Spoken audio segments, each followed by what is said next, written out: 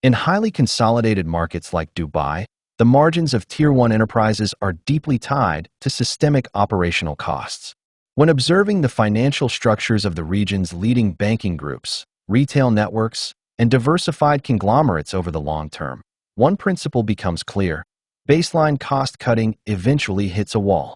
Most mature boards have already executed basic insourcing. Shared services are centralized, and domestic captives are optimized. True margin expansion now requires looking past standard vendor management and moving towards strategic asset control. Consider technology infrastructure and specialized data compliance within financial services. When multi-million-dollar operational budgets are continuously consumed by localized data sovereignty and security mandates, pure outsourcing creates recurring, systemic leakage.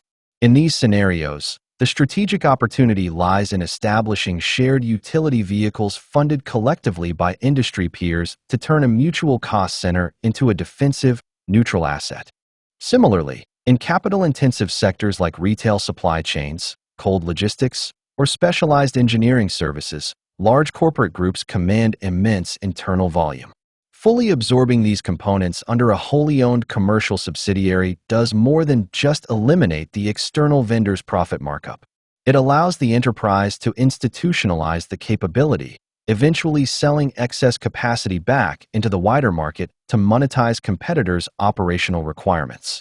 Evaluating these structural shifts typically comes down to three operational signals. When an expense represents a sector-wide regulatory or operational friction point, a shared institutional utility balances the cost.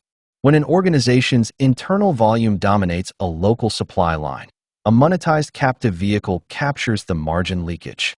And when systemic exposure poses a risk to core operations, upstream capital integration secures the asset. Moving large-scale corporate expenses off the traditional P&L and structuring them into high-utility defensive assets remains a highly effective lever for long-term consolidated financial health.